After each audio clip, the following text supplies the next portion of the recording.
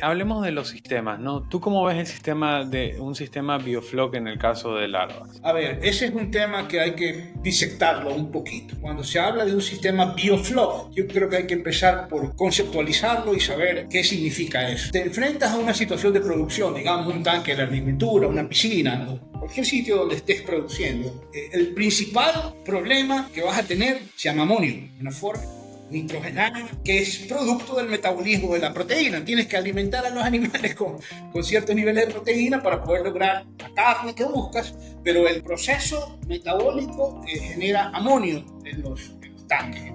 Y la porción no ionizada termina siendo tóxica. No quieres tener realmente niveles altos de amonio y en el caso de agua dulce tampoco de nitrito.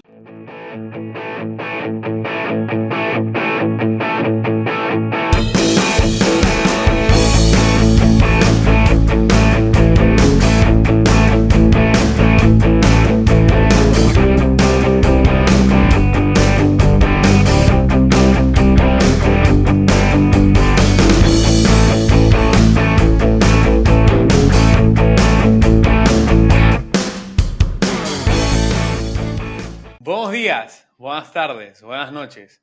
Es un placer saludarlos nuevamente y darles la bienvenida a Voces del Campo, el podcast número 1 acuícola, agrícola y pecuario de toda la región latina. El día de hoy vamos a tocar un tema interesante y vamos a regresar al camarón, porque hemos tenido otras especies en los últimos episodios. Regresamos al cultivo de camarón y vamos desde el inicio, el manejo de larvas. Y para esto traemos a un nuevo amigo del podcast, Jorge Córdoba. ¿Cómo estás, Jorge? Buenos días, buenas tardes, buenas noches. Muy bien. Un gusto tenerte aquí, Jorge. Antes de avanzar en la entrevista, sí me gustaría hablar un poquito sobre tu background académico y de ahí vamos desmenuzando quién es Jorge Córdoba. Tengo que eres biólogo de la Universidad de Guayaquil, de ahí sacaste tú una maestría en maricultura en el Texas A&M, de ahí sacaste otra maestría en economía y dirección de empresas en la SPOL, pero para que la audiencia te conozca un poco más, ¿quién es Jorge Córdoba? Bueno, ya lo dijiste, soy básicamente un biólogo que empezó en este tema de camarones hace ya casi 36 años. Eh, 33 o 34 de esos años los pasé trabajando en fincas camaroneras. No soy un experto, disto mucho de ser un experto en la agricultura, pero en los últimos 2 años y algo más que me he involucrado fuertemente en este tema, he aprendido algunas cosas y continúo aprendiendo. Cada día estamos aprendiendo más de este apasionante campo de la agricultura. Soy biólogo de formación, tengo una maestría en maricultura, en acuacultura de agua y mar en Texas A&M, como lo dijiste, y luego hice un estudio adicional de maestría en economía en la SPOL. De alguna forma, estos tres estudios configuran, pienso yo, una buena parte de lo que necesitas hoy en día para poder trabajar en el área de la acuacultura, donde debes de tener conocimientos biológicos, conocimientos de acuacultura y, por supuesto, algo de conocimientos de empresas y de negocios. Actualmente estoy dedicado, como te dije, al tema de la producción de larvas y dentro de este tema de la producción de larvas a un proyecto que lo visualizamos el año pasado en el mes de octubre y hoy en día ya es una realidad que camina, ¿no? Y es básicamente la idea que me gustaría compartir y comunicar a través de Voces del Campo. No, sí, y créeme que lo vamos a comentar todo poco a poco, pero 36 años en la industria. Entonces tú viviste el boom de ese crecimiento exponencial en toneladas por hectárea que tuvo las fincas. Tuviste el problema de la mancha blanca, la viviste. Cuéntanos, ¿qué tanto ha evolucionado esta industria en los últimos años? Es un mundo totalmente diferente el que se vive hoy en día al que vivíamos allá a finales de los 80, a principios de los 90, cuando comencé a trabajar en las fincas. Eh, Creo que de alguna forma he tenido un poco la suerte, vamos así decirlo, de haber visto la evolución desde aquella época, de los 80, cuando la industria estaba en expansión, cuando estaban experimentando la industria ecuatoriana de producción de camarón, el boom, la explosión de fincas que comenzaron a aparecer en los 80, ¿no?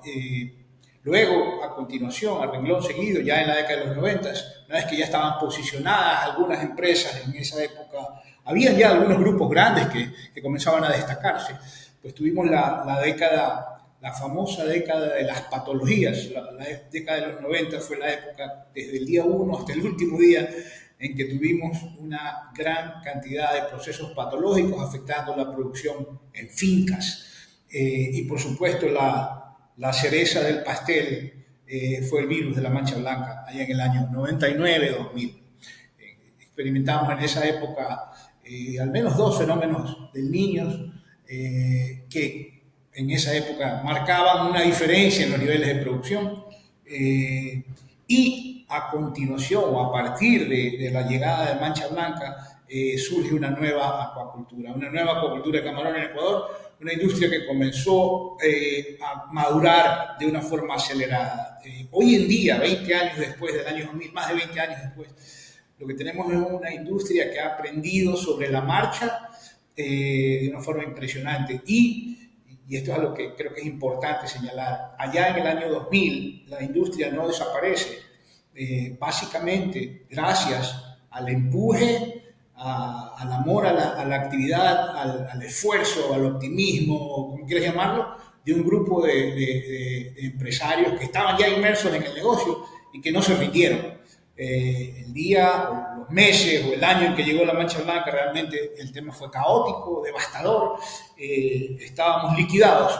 Sin embargo, algunos de estos, que yo considero pioneros de la industria, no se rindieron, continuaron trabajando, siguieron buscando formas de hacer las cosas. Y hoy en día lo que tenemos, en buena medida, se lo debemos agradecer a estos inversionistas, a esta gente, empresarios y de todo nivel, grandes, medianos y pequeños, que nunca se dejaron vencer. Fue realmente interesante. En esa época, fíjate, Ecuador se fue contra la academia y los más grandes científicos de la actividad prácticamente decían que Ecuador no iba a surgir de la ceniza. Sin embargo, se buscó una alternativa, una forma de trabajar, vamos a decirlo así, a la ecuatoriana, y 6 años después ya teníamos animales que comenzaron a resistir de forma importante los ataques del virus, y hoy en día, casi 20 años después, tenemos animales que no solamente que son capaces de resistir el ambiente de producción, sino que son animales que tienen tasas de crecimiento fantásticas, que las hemos logrado a partir de los trabajos de mejoramiento genético que la industria ha llevado adelante. Entonces, ha sido realmente una evolución, y sí te puedo asegurar que lo que hacíamos en el año 89, 90, 91 en términos de producción dista mucho de lo que estamos haciendo hoy en día. Ha sido un viaje interesantísimo. No, sí, es más. Es lo interesante. Bueno, tocó aprender a la fuerza y de eso fue evolucionando la industria que es ahora. Es más, cuando hablaste de la destrucción que hubo por la mancha blanca, me acordé del episodio que tuvimos con Rafael Verdúa de genética, que va a estar muy alineado. Como decirte, eso era como en una parte 1 que vamos a la parte 2, que ya es un poco entrar a qué son, o sea, cómo manejar las larvas. Pero antes de eso hay algo interesante. En la camisa que tienes hay algo, está el nombre escolar. Si nos podrías contar, antes de hablar las larvas, qué es escolar y qué es esta iniciativa, ¿no? Ok, escolar surge como una idea inicialmente ante una necesidad que observé y que compartía con algunas personas el año pasado.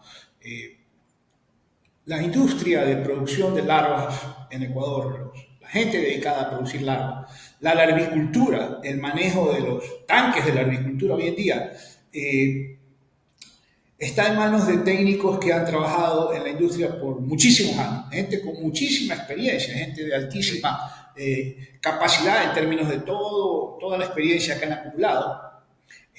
Muchos de ellos aprendieron el manejo de la larvicultura hace muchos años de manos de biólogos o técnicos extranjeros, en muchos casos, que llegaron a Ecuador allá en los 90 para dar pie, para dar origen a la agricultura. Y con el paso de los años, estos técnicos nuestros se han ido especializando, han ido aprendiendo, incluso muchos de ellos ya tienen nivel, han podido hacer cursos de tecnología, pero pero cuando las situaciones de producción comienzan a presentarse un poco más complejas, noté que surgen dudas, que no hay la capacidad técnica completa de poder aproximarse una vez que el proceso de cultivo se sale de las manos o comienzan a aparecer cosas nuevas. Eso es la primera observación. La segunda observación es que hay un grupo de biólogos, de técnicos en acuacultura y biólogos, gente que ha estudiado en la universidad carreras afines a la acuacultura, nuevos, jóvenes, que están saliendo de las universidades. La tercera observación es que 35 años atrás, o 30 años atrás, cuando la agricultura empezaba, muy pocas personas sabían exactamente qué se debía hacer. Hoy en día todavía no se sabe exactamente qué hacer, pero en esa época no había la experiencia que 30 años después ya hay acumulada. Hoy en día tienes en el mundo, no solo en Ecuador, sino en el mundo, profesionales, científicos, investigadores, doctores, que han acumulado años de experiencia. ¿Okay? En esa época, cuando comenzó la agricultura en Ecuador, no había la experiencia que hoy en día existe. Entonces, era evidente que se podía ir dando forma a una idea que involucre a jóvenes profesionales en las áreas relacionadas a la acuacultura y que los enfrente, que los presente, que les muestre el trabajo que han hecho todos estos científicos, muchos de ellos en los próximos años ya por retirarse, y que tienen acumulado un bagaje de conocimientos y de estudios y de tantas cosas que lo han llevado adelante en los últimos 35 años. Entonces, hoy en día hay la tecnología incluso para hacer lo que tú y yo estamos haciendo, conectarnos a través de una pantalla y mantener un diálogo, intercambiar ideas. Hoy en día es posible tomar a los jóvenes sin sesgo cognitivo, que recién han salido de la universidad o tienen 1, 2, 3 años, y enfrentarlos a estas eminencias, estos genios, estos expertos en las diferentes áreas de la agricultura, llámese las técnicas de la agricultura, las algas o la artemia, y hacer un paso de conocimientos. De esa forma, aprovechamos, capitalizamos sobre toda esta experiencia que tiene esta gente, sobre la tecnología que hay en comunicaciones hoy en día y estos nuevos jóvenes que están saliendo de las universidades. Y la idea incluía tener a los nuevos profesionales que están inmersos en este proceso, vamos a decirlo así, de entrenamiento, de aprendizaje, training, tenerlos inmersos en el mundo real de producción de un laboratorio de larvas. ¿Okay? O sea, no van a sentarse a escuchar a alguien, van a estar trabajando día a día en el proceso de producción y simultáneamente van a tener cada semana encuentros, ya sea en línea o presencialmente, con algunos de los científicos y la gente que está trabajando en esto. De esa forma podríamos lograr cada año un cohorte, una camada, un grupo de 10, 11 profesionales jóvenes recién graduados que no salen a la industria a aprender, sino que ya van luego de la academia con un bagaje de conocimientos en diferentes áreas, en temas como fitoplancton, como algas, como artemia, todo lo que es producción de alimentos vivos, manejo de la agricultura, temas de nutrición, temas de calidad de agua, temas de la energía, de electricidad, fuentes de energía, temas de estadística, temas de negocios, microeconomía, macroeconomía, temas de certificaciones y sostenibilidad, tomando un poco la iniciativa de darles una visión de lo que debe ser el futuro de la agricultura. En Ecuador, el primer exportador mundial de camarones y productor del mejor camarón del mundo. Entonces, es necesario, es básico, es trascendental que la agricultura, el génesis de la producción de camarones en Ecuador, esté en manos de profesionales que cada vez estén más capacitados, que cada vez aprendan más, que tengan mayor vocación y mayor conocimiento en las áreas básicas de la agricultura. Entonces así es como nace la idea. Este fue el génesis, ¿no? Pensamos que podía ser una opción genial, un ganar-ganar, porque realmente los profesionales jóvenes que salen a esta experiencia de escolar y que se entrenan durante un año y aprenden, están ganando en conocimientos, están trabajando ya, se insertan en el mundo laboral de la acuacultura, a llevar adelante la actividad y a recibir y a nutrirse del conocimiento de muchas personas. Gana la industria porque a la vuelta de un año tienes 10 profesionales que han pasado por un periodo de entrenamiento, de mejoramiento, y esto es bueno para la industria.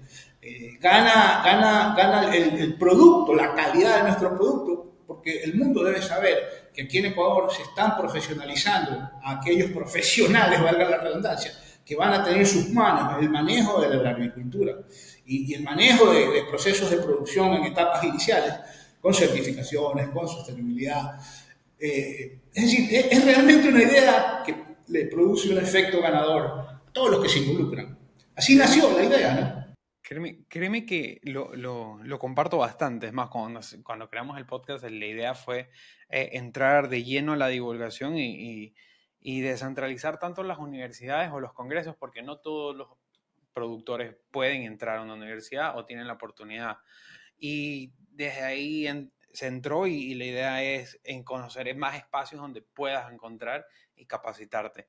Pero ya que hablamos bastante del mundo de larvas, la pregunta que yo te quisiera hacer, y ya entrando al tema, es ¿qué tan importante es la etapa de larva para el éxito de un ciclo de camarón? Bueno, es básica, es el principio, el génesis. ¿Cuán importante puede ser el periodo de engorde y la actividad de producción en piscinas asociado a una producción de poslarvas de calidad? Y no solamente de poslarvas, realmente sería probablemente un error limitar el tema solamente al desarrollo larvario, es decir, el proceso que va desde el náuplio hasta la larva. Realmente hay que ir más atrás. La calidad de los náuplios que se usan, el trabajo genético que se ha venido efectuando en Ecuador en los últimos años, toda esta infraestructura y este conocimiento y la aplicación incluso hoy en día ya de tecnologías nuevas a la genética, porque si lo piensas bien, hemos pasado de la genética cuantitativa tradicional como instrumento para ir mejorando algunos de los fenotipos de los animales que llevamos en engorde, pero ya nos estamos moviendo hacia el uso de tecnología y hacia el uso de selección genómica, donde se pueden hacer prospecciones de ADN y se pueden identificar rasgos, no solamente fenotípicos visuales, sino utilizando tecnología para revisar secuencias de ADN que puedan servir para tomar, seleccionar o cruzar a animales y generar mejores resultados en los ambientes de producción. Y figúrate, solo para que tengas una idea, en el año 2010, 2011 o 2012, en fincas, si nosotros tratábamos de lograr un animal de 30 gramos a cosecha, eso nos podía tomar quizás 25, 27, 28 semanas de cultivo. Hoy en día, con la tecnología, con el trabajo que se ha hecho, el desarrollo de estos animales que existen en Ecuador, lo podemos hacer probablemente en 60 días, quizás en 70 días o un poco menos tal vez, dependiendo del tamaño de siembra y de las densidades de siembra. Esa ganancia en productividad que tiene el animal que usamos hoy en día es impresionante. Realmente eso ha catapultado los niveles de producción de la industria de una forma impresionante. Entonces, no solamente es la agricultura, desde el náuplio mismo tenemos que pensar en un proceso, vamos a decirlo así, de dos partes. La maduración de los animales, luego el proceso ya de reproducción en las salas de maduración y quizás un tercer paso que sería el desarrollo en la larvicultura. Yo creo, es probablemente una de las bases, si yo pudiera decir que la industria de producción es una mesa que tiene cuatro patas, una de esas definitivamente es la genética y los estadios iniciales de producción. Es básico. Jorge, una consulta. ¿Cuántas fases tiene una larva normal, no? Por ejemplo, más que todo, ¿cuáles son los cuidados que tiene cada fase? Tenemos náucleos, zoeas, misis, poslarvas. Supongo que cada una tiene un control y un cuidado específico, ¿no? Sí, y ahí vale la pena también diferenciar un poco, porque usualmente se usa la palabra de una forma ambigua. Una cosa son larvas y otra cosa son poslarvas. Okay.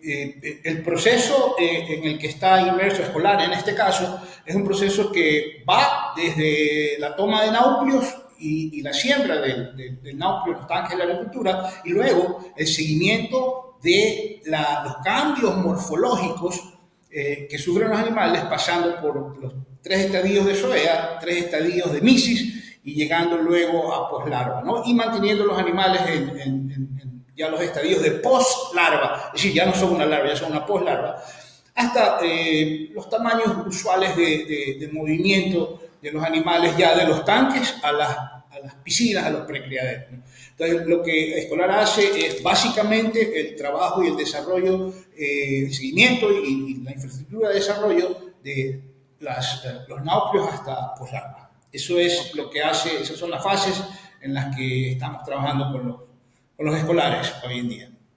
Ok, pero sácame una duda. ¿Qué indicadores tienen para saber que la larva que se produce es de buena calidad, no? Sí, la calidad, cuando hablamos de calidad de larva, tenemos que pensar en una agregación de variables, no es una sola. Y yo creo que la calidad de la larva empieza por la calidad del nauplio. Lo primero que tenemos que considerar es qué tipo de nauplio estoy sembrando, cuál es la filosofía, cuál es el manejo de la maduración, cómo vienen los animales que voy a introducir al sistema de producción. Una vez ya en el tanque de la agricultura hay variables, básicamente como la temperatura, el oxígeno disuelto en el tanque, la calidad ambiental, el tema de la salud microbiana dentro del tanque, el uso adecuado y correcto del alimento vivo, los primeros estadios, las zoeas y las misis, básicamente son organismos que se nutren de alimento vivo. En esas etapas el alimento, la dieta seca, los piensos son complementarios. Entonces es necesario para poder lograr buena calidad en este proceso, lograr una excelente calidad en lo que son algas, lograr una excelente calidad en lo que es el desarrollo y el cultivo de los organismos vivos como la artemia o rotíferos que también se usan. Entonces, esa es una de las variables, probablemente la segunda variable de calidad, el nauplio y el manejo adecuado de los recursos o de la alimentación de los animalitos vivos. Luego hay observaciones morfológicas que puedes ver, ¿no? El paso de los animales de un estadio al siguiente, la sincronicidad, vamos a decirlo así, en el paso de los animales, que no existan retrasos. Hay observaciones adicionales, como la llenura de los animales, el nivel de lípidos que se puede observar, las tasas de ingesta, la actividad de los animales. Hay algunos parámetros que se observan en el cultivo, la observación diaria, 2 veces al día, 3 veces al día, el cuidado que se le dé y el trabajo meticuloso de observación es otro indicador de la calidad. Los desarrollos luego ya en poslarva de branquias, de músculos, de hepatopáncreas, cuando ya comienza el hepatopáncreas a ser un órgano que nos da una idea de llenura, de nivel de lípidos. Es decir, hay una serie de parámetros visuales que se pueden manejar para poder entender cómo van los animalitos. Luego, una de las cosas interesantes que vemos y que yo he notado en las agriculturas es que hay una relación que es interesante, me parece a mí, es una opinión muy personal, monitorear, que es el tamaño que logran los animales en un determinado estadio. O sea, cuál es, por ejemplo, el tamaño de los animales que logro en PL8 asociado a la densidad de siembra. Es decir, creo que es un índice que vale la pena observar. Que también crecieron los animales a un determinado estadio, por ejemplo, a PL8, qué tamaño lograron a PL8 y qué densidad fue la que se sembró.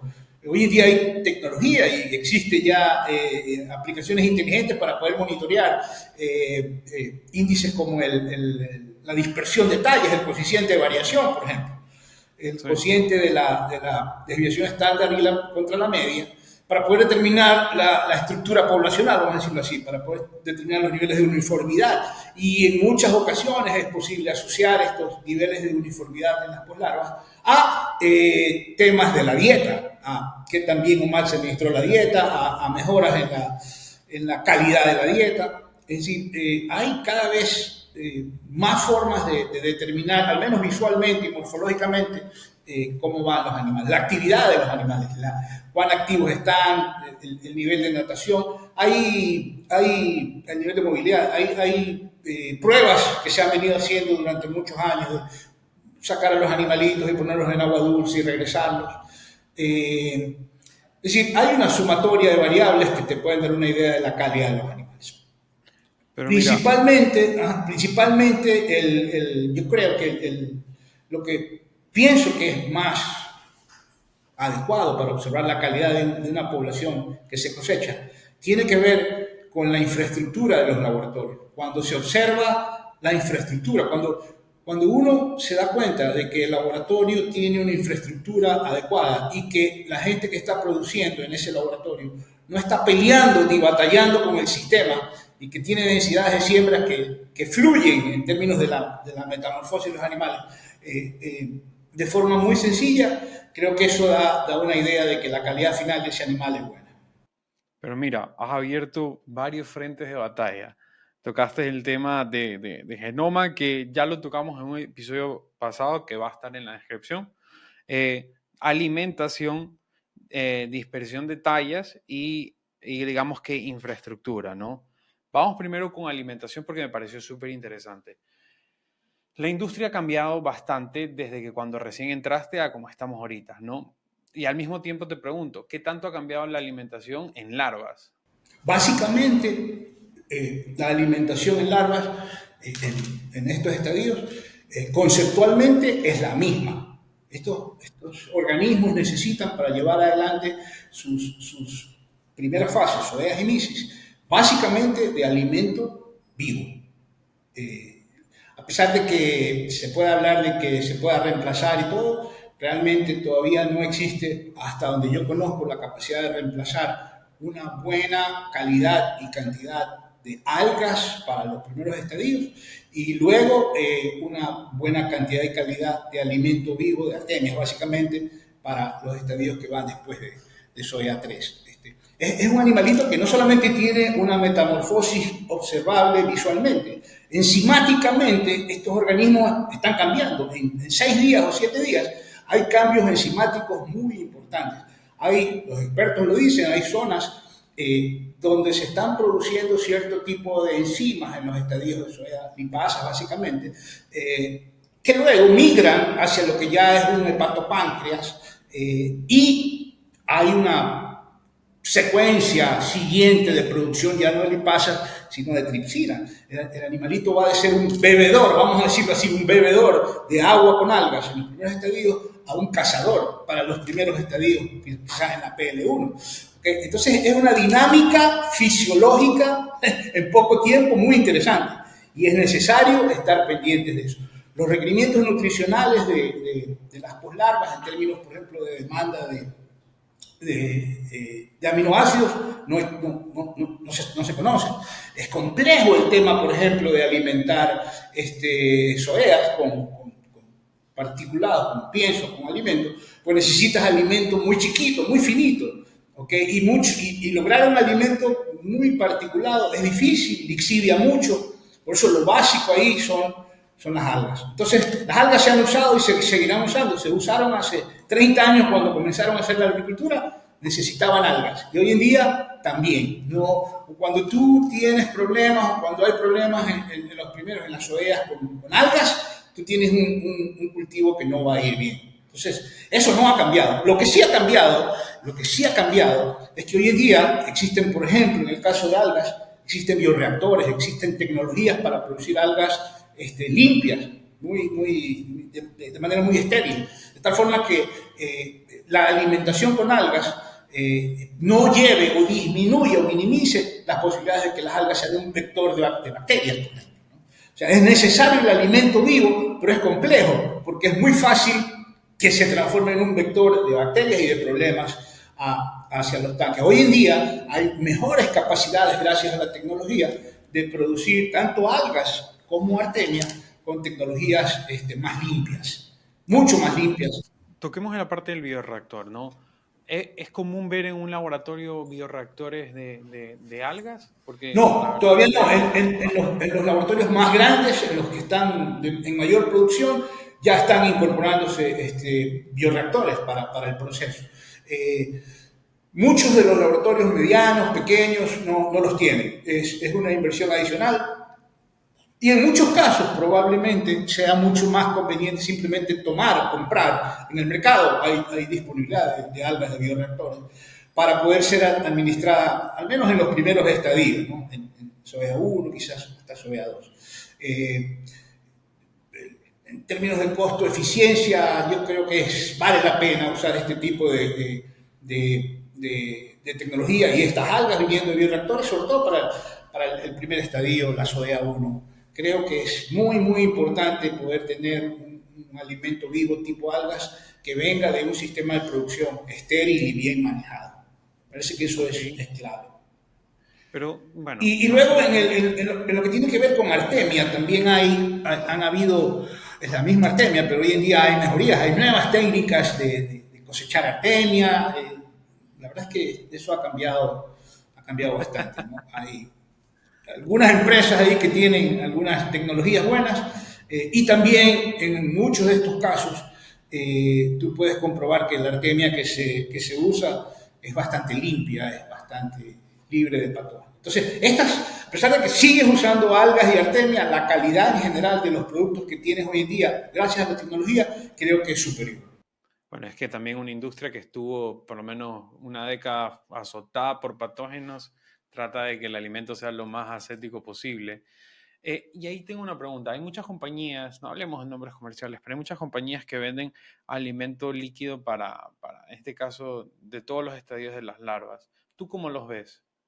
Sí, los hemos usado. He visto el uso de alimentos líquidos, sobre todo en los estadios de SOEA, y la combinación que he visto de alimentos líquidos con algas bien trabajadas es muy buena. Se logran buenos animales, no hay un nivel de contaminación en el tanque mucho menor. Creo que son una opción bastante interesante y se usa en el día a día. Lo veo que lo usan grupos grandes, lo usan grupos medianos. El alimento líquido se usa sin mayor problema. Es muy frecuente el uso. Como te decía, de alguna forma podemos pensar que los primeros estadios son animalitos que beben, están bebiendo, están absorbiendo agua. Luego terminan siendo un cazador, pero las ovejas están filtrando. Ok. Hablemos de los sistemas, ¿no? ¿Tú cómo ves un sistema biofloc en el caso de larvas? A ver, ese es un tema que hay que disectarlo un poquito. Okay. Cuando se habla de un sistema biofloc, yo creo que hay que empezar por conceptualizarlo y saber qué significa eso. Y hay una forma muy rápida de resumirlo. Cuando te enfrentas a una situación de producción, digamos un tanque de la agricultura, una piscina o cualquier sitio donde estés produciendo un camarón, el principal problema que vas a tener se llama amonio, una forma nitrogenada que es producto del metabolismo de la proteína. Tienes que alimentar a los animales con ciertos niveles de proteína para poder lograr la carne que buscas, pero el proceso metabólico genera amonio en los tanques, en los sistemas de producción. ¿Okay? Y la porción no ionizada termina siendo tóxica. Entonces, no quieres tener realmente niveles altos de amonio y en el caso de agua dulce tampoco de nitrito. Son formas nitrogenadas. Entonces, inicialmente, los científicos allá hace muchos años se dieron cuenta de que las algas son un aliado para el productor porque las algas son capaces de usar el amonio para crecer. Entonces, una de las formas de retirar amonio, de cambiarlo más bien de forma, en vez de que esté en el agua, que se transforme en nueva proteína, es las algas. La segunda forma de hacerlo son un grupo bacteriano que los llaman nitrificantes. Son bacterias que son capaces de tomar amonio y a través de varios grupos realmente, no es una, son grupos bacterianos y son capaces de transformar amonios en nitritos y luego nitritos en nitratos e incluso luego se podría el nitrógeno, ahí sí, no cambiar de forma, sino salir del sistema. Okay, las nitrificantes no son tan fáciles de establecerse en un sistema de producción, son muy lábiles con los cambios ambientales, las vas a perder y toma una buena cantidad de tiempo lograr estos sistemas, ¿no? Hay gente que usa sistemas de recirculación con filtros o bioreactores con nitrificantes externos por donde pasa el agua, eso funciona. Pero hasta ahí hemos hablado de dos formas de limpiar o sacar amonio del medio.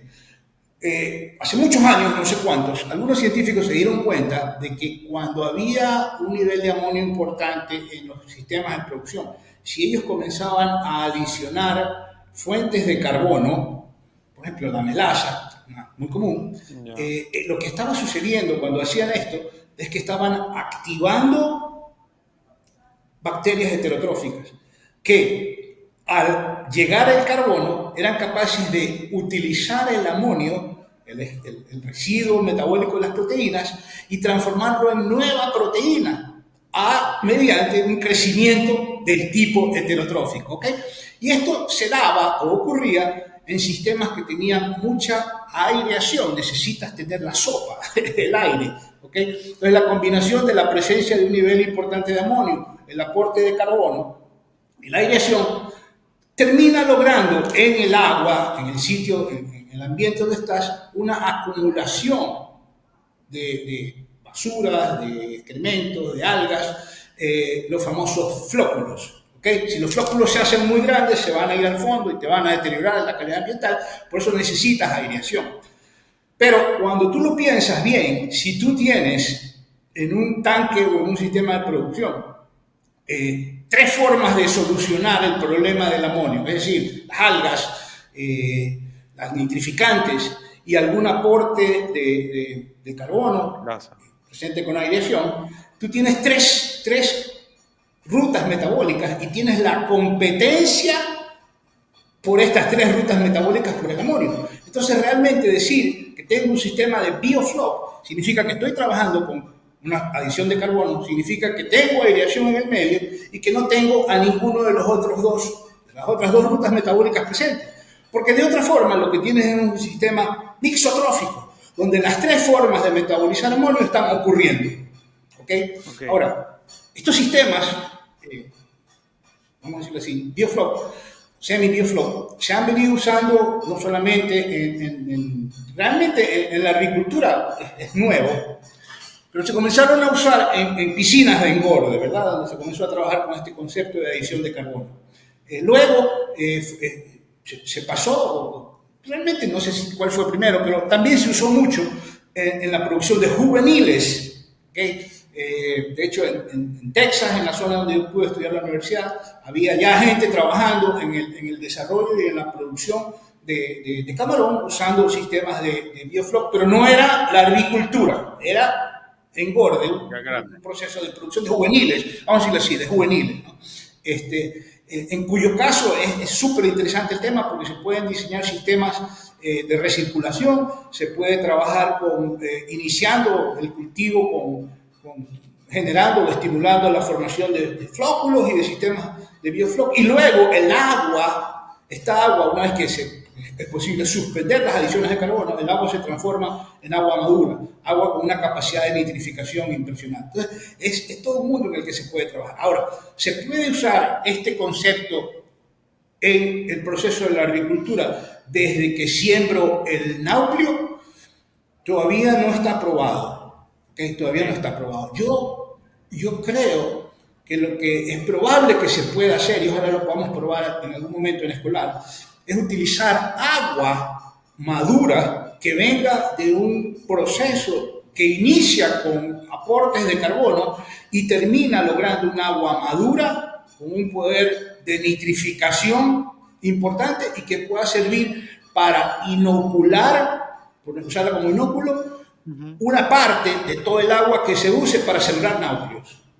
Eso creo que es perfectamente posible, pero aplicar todo este concepto de bioflow al desarrollo de la agricultura, desde náuplio hasta donde yo conozco, todavía no se ha logrado. Sé que en Brasil están trabajando con algo de esto, pero habría que trabajar más en revisar qué es lo que están haciendo. Ahora, luego ya en poslarva, ya con animalitos más grandes, la cosa es diferente, o sea, con poslarva. Ok. Pero en la larvicultura, en el proceso de producción de poslarvas, todavía no lo veo claramente.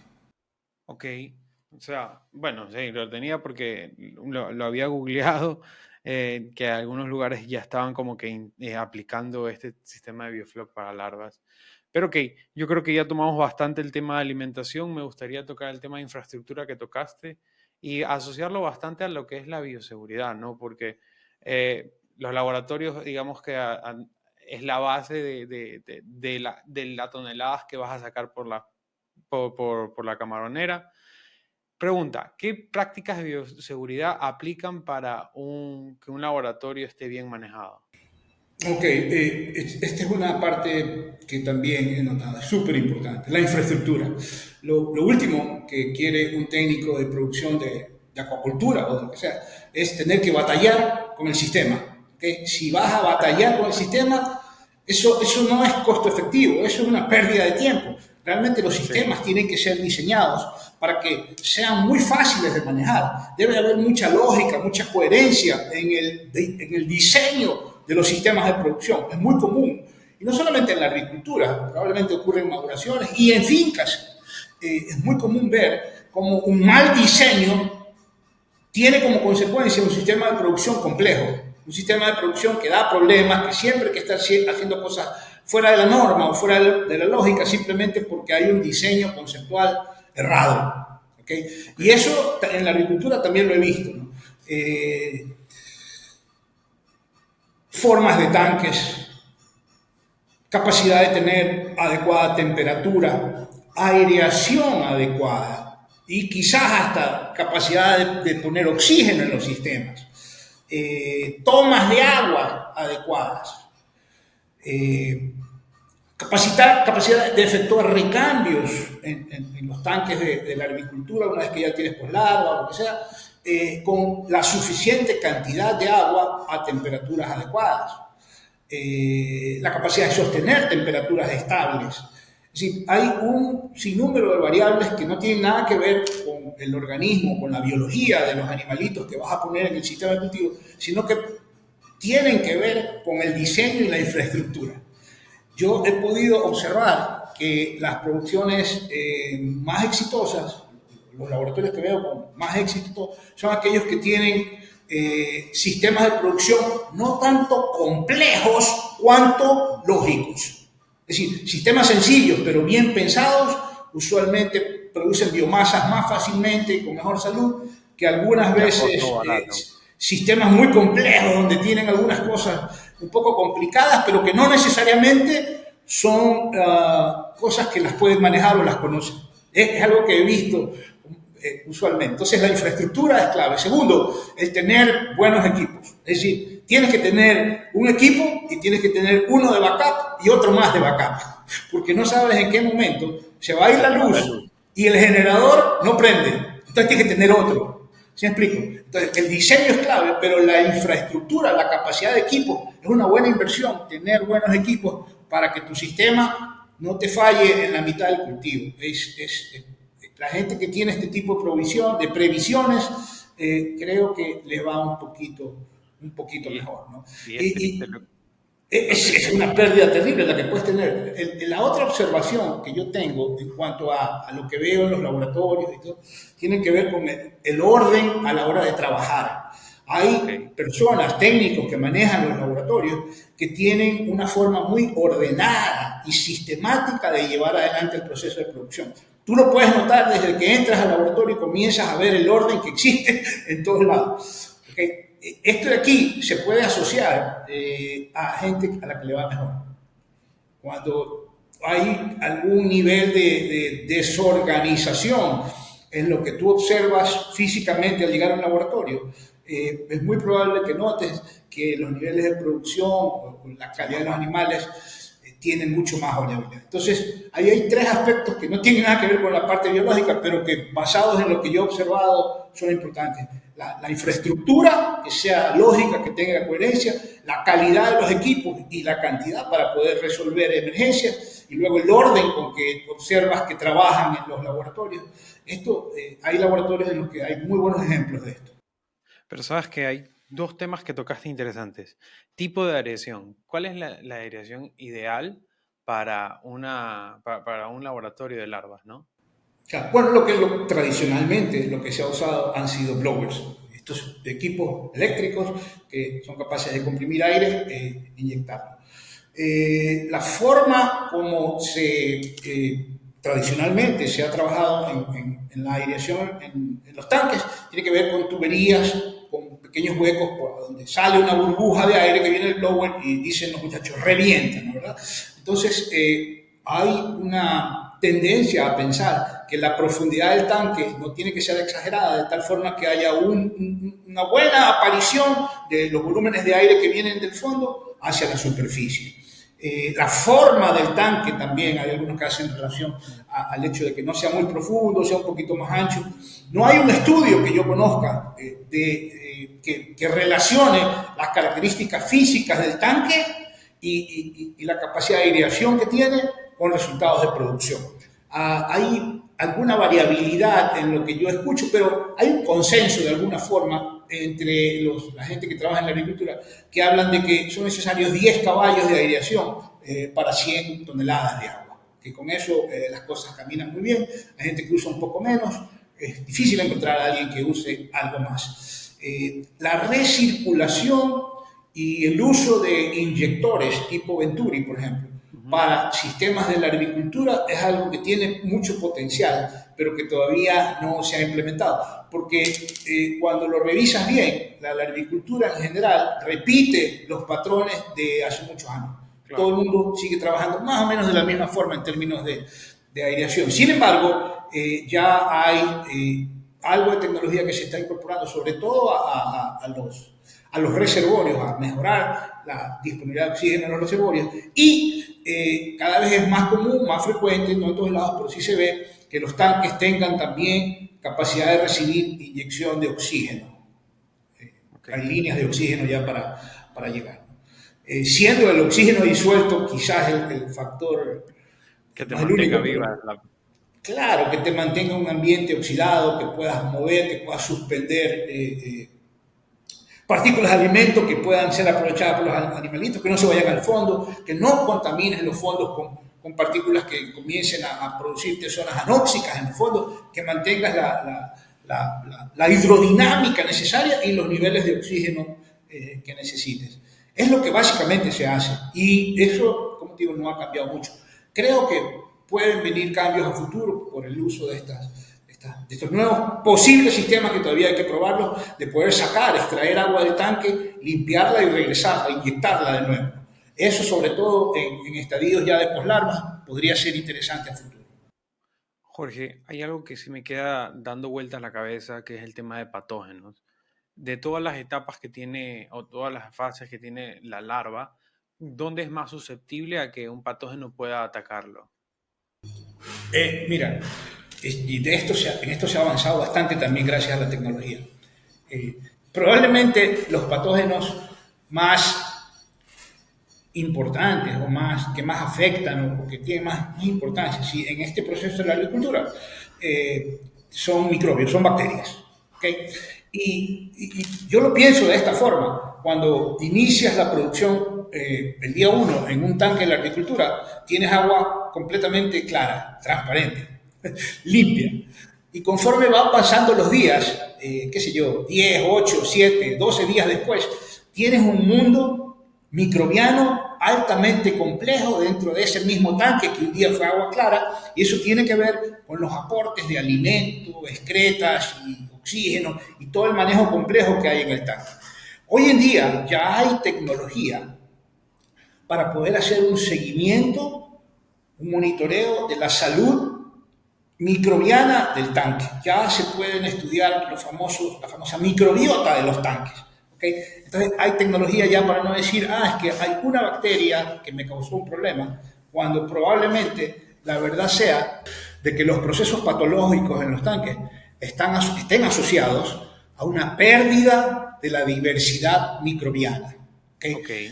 Y hay publicaciones, ya hay estudios que muestran que en la medida que el ambiente microbiano, el universo microbiano en un tanque se mantiene diverso, con niveles de diversidad alta, sin dominancia de especies, las probabilidades de salud en los animales aumentan.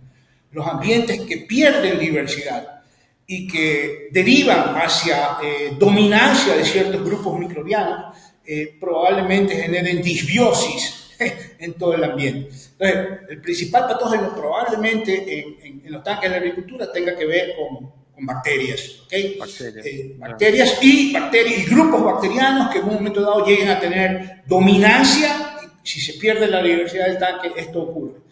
Luego, estas bacterias, usualmente, una vez que están en cantidades adecuadas y se identifican cuantitativamente por presencia en el tanque, pueden activar todos estos procesos que se conocen como quorum sensing. Y se activa con eso, a partir de ahí, mecanismos que generan toxicidad en los animales. Entonces, es bien común, es muy común en tanques donde se ha perdido la diversidad y se ha ganado dominancia de ciertos grupos. Las laceraciones, por ejemplo, en los hepatopáncreas, que es algo que visualmente se puede ver, la disminución en la observación del tamaño visual y de las características de los hepatopáncreas, probablemente asociadas a grupos bacterianos que han emitido o están generando toxicidad a partir de consenso. Jorge, aquí me salió una duda. A ver, tú hablaste de que lo ideal para que un camarón, vamos, para que una larva esté más sana y más productiva es tener una alta diversidad en el tanque, ¿no? De microorganismos, una alta diversidad microbiana. ¿Cómo yo puedo subir mi diversidad microbiana en el tanque si yo ya hice un previo análisis y veo que está baja? Bueno, hay varios temas ahí. Hoy en día, cada vez más, se están usando, y no hoy en día, hace algunos años en Ecuador al menos, se están usando aportes microbianos vía bacilos, vía bacterias acidolácticas. Es decir, los técnicos han desarrollado la habilidad fantástica de estar aplicando siempre estos productos y de esa forma logran mantener salud ambiental. Es un proceso que cuando lo observas bien responde mucho a observaciones, ¿no? Pero les funciona muy bien. Es decir, trabajan mucho con aportes de probióticos y en algunos casos también con aportes de prebióticos, de sustancias que van a ayudar a la aparición o a la presencia de ciertos grupos microbianos. Entonces, este es uno de los temas interesantes. El otro es el control, y esto me parece que es lo que hay que volver siempre, el control de la calidad del insumo alga y del insumo artemia. Los alimentos vivos son el vector que probablemente te pueda lastimar o dañar la calidad del ambiente microbiano en el tanque. Entonces es importantísimo que esto sea bien controlado, que haya una observación muy detenida de las aplicaciones, de los consumos, de los procesos, el control de calidad del proceso de producción de algas y de artemia es clave. Eso te va a ayudar a que tu ambiente en el tanque no se deteriore y no pierdas la diversidad que necesitas. Entonces, esos son vectores de patógenos. Oye, Jorge, pero sácame una duda. ¿Cuántos análisis de agua yo le hago al estanque en un proceso normal, larval? Usualmente se hace, bueno, depende de la capacidad que tenga el laboratorio. Si tengo capacidad de hacer muchos análisis, todos los que pueda hacer. Pero usualmente se tienden a monitorear los ambientes antes de sembrar, se tiende a monitorear el nauplio a la llegada. Cuando digo monitorear, estoy hablando de monitoreos microbianos, siembras en agares, este tipo de cosas. Y también controles de la calidad del agua, ¿no? Temas como los niveles de amonio, la salinidad, la alcalinidad. Hay mucha gente que trabaja con análisis de temas como el calcio, el magnesio, el potasio y las relaciones que esperarían tener en los tanques. Y usualmente lo hacen antes de o cuando recién están comenzando el cultivo y eventualmente se hacen monitoreos. En alguna ocasión pudimos también hacer un pequeño estudio de seguimiento de microbiota en los diferentes estadios. No es muy barato, no se puede hacer con tanta frecuencia, pero siempre es como un monitoreo de lo que vayas a monitorear, ya sea microbiano o ambiental, antes, durante y durante el ciclo y hasta el final. Jorge, estamos en la recta final del podcast. Sí me gustaría, vamos a llegar al momento de datos del podcast, pero sí me gustaría preguntarte ¿cuáles son los 3 errores más comunes que tienen los productores de larvas en el país? Es un poco lo que hemos hablado, yo creo. Sí, primero, quizás no hacer un análisis, una reingeniería del sistema.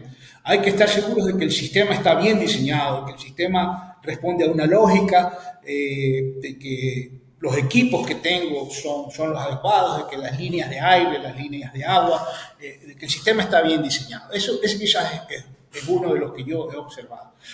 Por supuesto, metemos ahí el tema del orden, o sea, todo lo que tiene que ver infraestructura, equipos y el orden. Otro error que yo considero, y lo he visto en ocasiones repetidas, es que los tiempos de secado de los laboratorios deben ser respetados. Cuando Yeah. no se respetan estos tiempos y si el laboratorio no tiene la capacidad de, vamos a decirlo así, autodepurarse, si se acumula humedad, si no se secan los laboratorios, si no se hacen limpiezas adecuadas, se acumulan problemas y eventualmente hay una crisis. Este es un error que muchas veces he visto que lo cometen, pero simplemente no paran o tienen muy pocos días de secado y eso puede suceder 1 o 2 veces, pero a la tercera quizás van a Ya no tener, aguanta. ya no aguantan, un problema muy grave. Y el tercer error que yo considero que se comete usualmente, hay muchos más, pero creo que estos 3 pueden ser Los cruciales. los cruciales, es que tienen muchos productores de larva lamentablemente cometen el error de entregar larva a crédito a personas que no les pagan. Hay muy buenos productores que han venido trabajando por años y que han tenido que cerrar su negocio y han quebrado literalmente porque simplemente no les han pagado su larva. ¿Okay? Entonces, el manejo económico, el manejo de, sí, de la venta es un error que he visto bastante común. Lamentablemente es una verdad y hay que decirlo, muchos productores de camarón que compran larvas no les pagan a los laboratorios y eso te va a quebrar más rápido que una bacteria, yo creo. Y es lo que dijiste al inicio, ¿no? O sea, tú lo asociaste a tus maestrías, pero tienes que ser técnico y al mismo tiempo administrativo para poder aguantar en el tiempo. Y ahí una última pregunta que sí me gustaría hacerte. ¿Cómo tú ves el futuro de las larvas y su sostenibilidad como industria? De nuevo, la base de la producción está en las larvas, la sostenibilidad en términos de cualquier sistema de producción de acuacultura no solamente tiene que ver con la capacidad de cada vez hacer mejor las cosas, de tal forma que podamos tener, tú sabes, réplicas y podamos en el tiempo mantenernos repitiendo los procesos, sino que también es necesaria una mejora continua de los procesos. Todos los procesos son perfectibles, todos los procesos son objeto de una posible mejora. Entonces, la sostenibilidad de nuestra industria de producción de larvas está basada en estar siempre a la búsqueda de perfeccionar los procesos. ¿Okay? Y eso por un lado. Y por otro lado, el tema, de nuevo, volviendo al tema económico, no hay sostenibilidad posible en ningún proceso de producción si no hay rentabilidad en el proceso. Entonces, es necesario que las personas que manejan los laboratorios, los que están a cargo de los laboratorios, tengan una figura, una idea, un concepto claro de cómo manejar sus temas económicos. A quién dar crédito, a quién no, en qué momento, o a lo mejor, no sé, no sembrar. Se necesita una perspectiva económica importante y adecuada para que el negocio sea sostenible. Y finalmente, en los temas biológicos, pues con las mejoras que hay en los temas genéticos y en la calidad del animal que tenemos hoy en día, tenemos para seguir produciendo animalitos en los próximos años de una forma muy, muy consistente.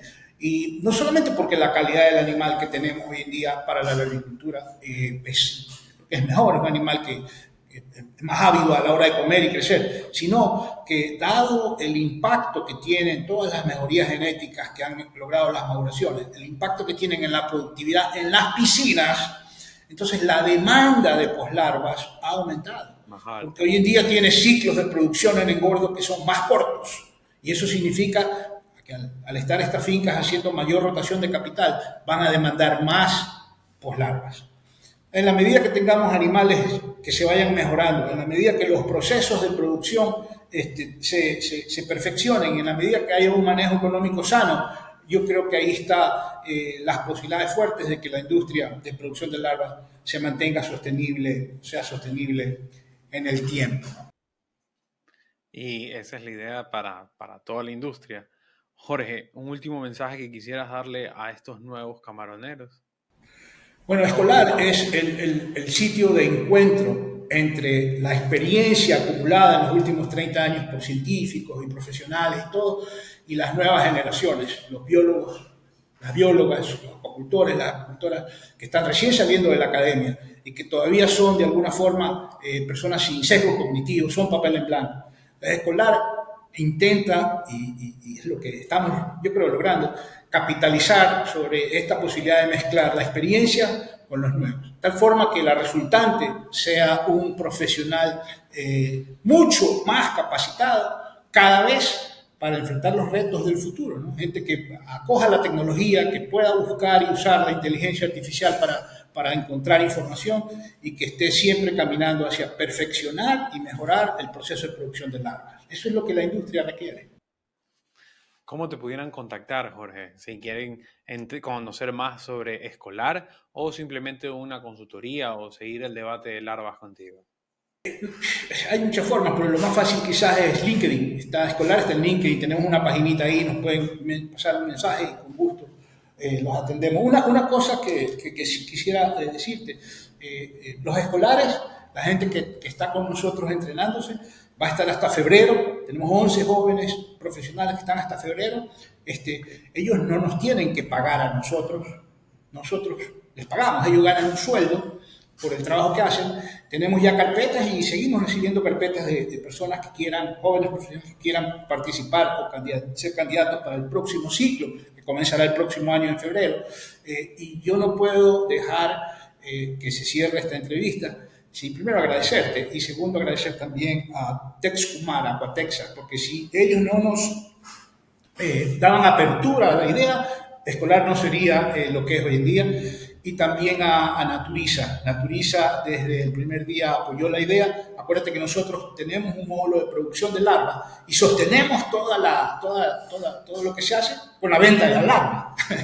Tenemos que producir, vender, pagar los gastos y generar algo de utilidad. Entonces, estas dos empresas realmente nos han dado la mano desde el primer día. Y eso es algo que hay que decirlo y hay que reconocerlo. Hay que decirle muchas gracias también a ellos. Ojalá que más gente de la industria se sume, ¿no? Porque realmente es un ganar-ganar para todos. No, eso es de ley y la verdad es que nosotros también lo apoyamos. Acá abajo en la descripción van a tener los enlaces al web de Escolar para que puedan consultar y animarse. Sácame una duda. ¿Hacen entradas de febreros a febreros o...? Este año lo hicimos de febrero a febrero. Déjame también decir algo. En este viaje no estoy solo, estoy con María Lourdes Cobo. La doctora María Lourdes Cobo ya tiene un PhD en Bélgica y es una experta en temas de algas, la agricultura. Realmente ella es la cabeza de todo el tema pedagógico, por así decirlo, ¿no? Es la que convoca, tiene su programación con científicos que vienen o que nos dan la charla. Y ella es la que está revisando permanentemente pues, las carpetas de las personas, de los candidatos que tenemos para el próximo año. Usualmente, o mejor dicho, la idea inicial era que estén 12 meses trabajando con nosotros y entrenándose, pero si a la vuelta de 12 meses pensamos que puede ser 2 o 3 meses más, lo vamos a hacer. Lo importante es que a la salida los muchachos se sientan empoderados con la capacidad de tomar un laboratorio y producir larvas y estar listos para resolver problemas, ¿no? Que no les van a faltar. Ojalá que sea un año. Yo creo que a la vuelta de febrero, marzo del próximo año estaremos listos para entregar a estos jóvenes a la empresa privada y tomar 10 o 11 nuevos profesionales. Y eso es algo, me quedo con algo que tú dijiste, resolver problemas. La vida profesional es resolver problemas todos los días. Sí, exactamente. Y ahora, pues, de alguna forma llevan algunas herramientas más que les van a servir, ¿no? Porque sí, un profesional está enfrentado día a día a resolver problemas. Y ojalá que estos muchachos lleguen a tener un día la capacidad de solucionar los problemas antes de que vengan. Es decir, trabajar de tal forma que estén anticipados a problemas, resuelvan cosas que no existen. Sí. Bueno, pero Antes de terminar, sí me gustaría recordarles a toda la audiencia que se suscriban, nos den un like y nos compartan y nos digan qué les pareció la entrevista con Jorge, si están dispuestos a sumarse a la iniciativa de escolar. Y recordar que subimos episodios todos los miércoles al mediodía, hora de Ecuador, en Spotify y YouTube. Y si nos escucharon por radio, estamos en Radio Sucre 95.3 FM y Radio Universal 1080 AM todos los fines de semana de 6 a 7 a.m. Y con esto me voy. Recordarles que una población informada es una población que sabe dónde ir y cómo llegar. Nos vemos hasta el próximo episodio, amigos del campo. Hasta luego, Jorge. Gracias.